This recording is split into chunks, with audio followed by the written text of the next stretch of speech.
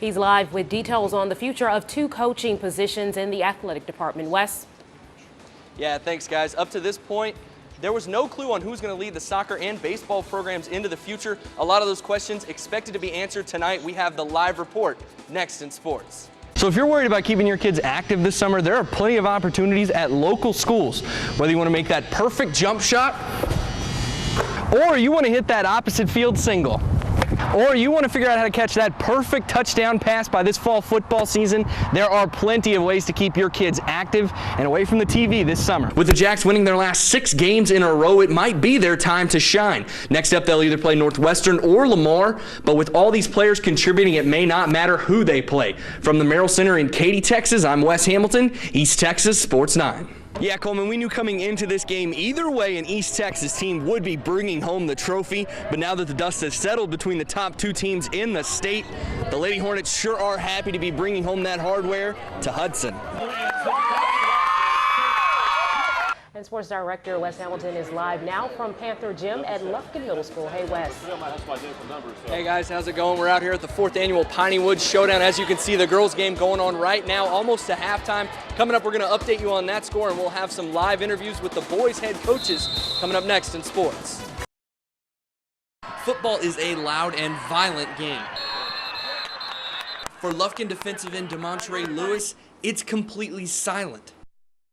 But that doesn't mean he can't feel the electricity of a Friday night in Texas. On Fridays, when I'm sitting down on the sidelines, I can feel like the band and stuff. I can feel the vibrations. I can't hear it.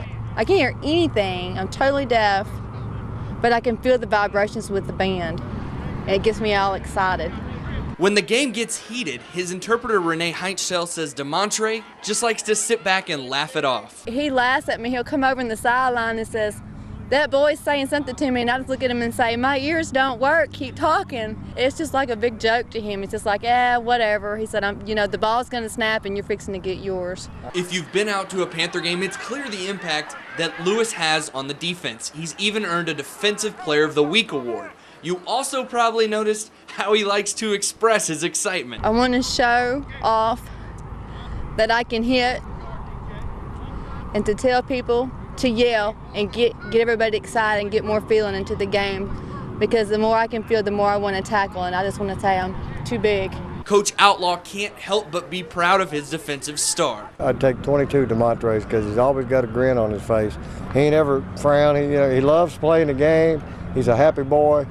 He's an inspiration to high school football.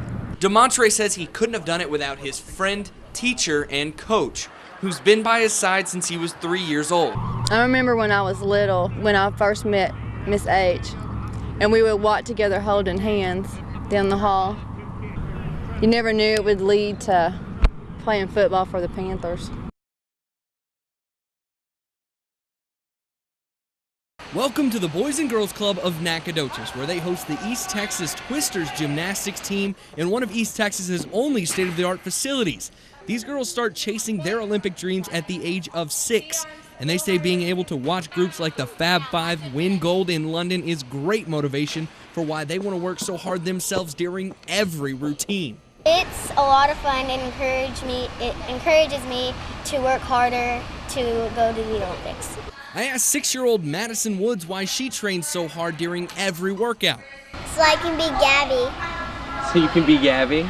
Gabby Douglas, that is, the American gymnast who's already brought home 2 gold medals this summer in London. And while these girls are far from that level of competition, it's actually very important to get an early start in this sport. Nowadays, gymnasts have to start young if they want to go anywhere in this sport, so it's awesome and it's a blast to be able to spend time with these young girls and teach them the awesome sport of gymnastics. And the stats back Coach Bullock. The age of the all-around champion in the Olympics in 1952 was 30 years old. Gabby Douglas, this year's winner, is only 16. So even 10-year-old hopefuls in East Texas understand the importance of training hard right now. You have to keep up in conditioning and work extra hard, especially when meet seasons are coming up, and meet seasons are right around the corner.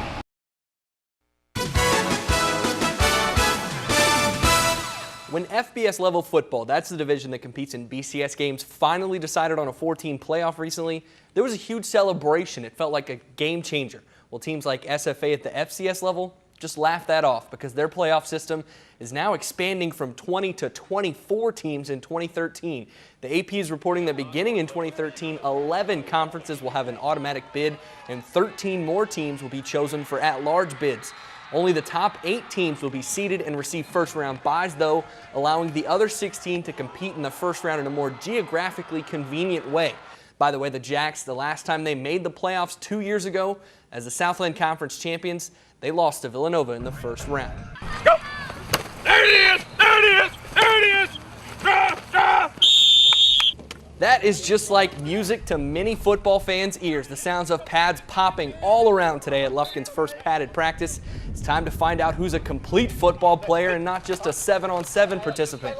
Coach Todd Quick says it's always fun to see who's ready to be physical as the Pack prepare for their first game coming up in just 2 weeks. Well, everybody's really excited about getting the pads back on. You know, it's been all summer since we had them on since the spring game. So we've got some that are tickled to death and they bounced out of bed this morning, and we got some that were a little bit worried about it. But overall, they're excited about it and ready to go to work. The Pack will have their only scrimmage next Friday against Beaumont-Ozen. And then Friday, August 31st, the lights come on and the scoreboard starts to count. That means there are just 14 days until our first Friday Night Madness right here on KTRE. You can join us then for highlights, scores, and more from around East Texas starting at 11:05. Some interesting NFL news to share with you now. I don't know if you're going to believe this, but a woman is suing the Dallas Cowboys, saying her buttocks area was severely burned when she sat on a bench outside Cowboy Stadium last year. Now, she claims after sitting on a black marble bench during a 101-degree day, she had to receive medical attention. Here's the kicker. She feels she has a claim to sue since there were no warning signs about not sitting on a bench in hot weather in the middle of summer in Texas. Okay, now for some real NFL news on the field. According to the AP and USA Today, the Houston Texans have signed left tackle Dwayne Brown to a contract extension, and it's a big one. The deal is reportedly for 6 years and $53 million. The 6'4" tackle has started all but 4 games since the Texans drafted him 26th overall in the 2008 draft. Some other significant players still unsigned, though, for the Texans. Quarterback Matt Schaub and defensive stud Connor Barwin are looking for new deals.